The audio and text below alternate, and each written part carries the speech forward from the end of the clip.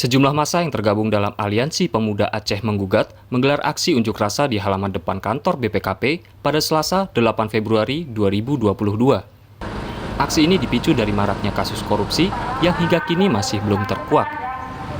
Tak hanya itu, APA mendesak KPK RI untuk segera mengusut tuntas kasus korupsi di Aceh.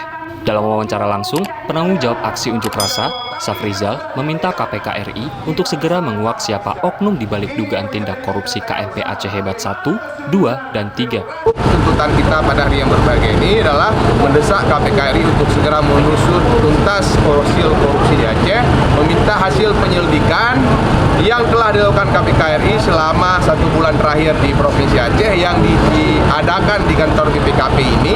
Selanjutnya kita meminta siapa dalang dari oknum-oknum yang terlibat atas dugaan korupsi kapal Aceh 1, kapal Aceh 1, 2, dan 3, dan juga proyek multi-year.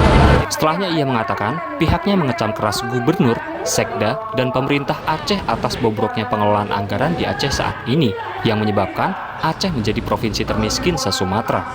Masyarakat Aceh miskin, juara 1 termiskin di Sumatera telah diterbitkan kembali oleh BPS.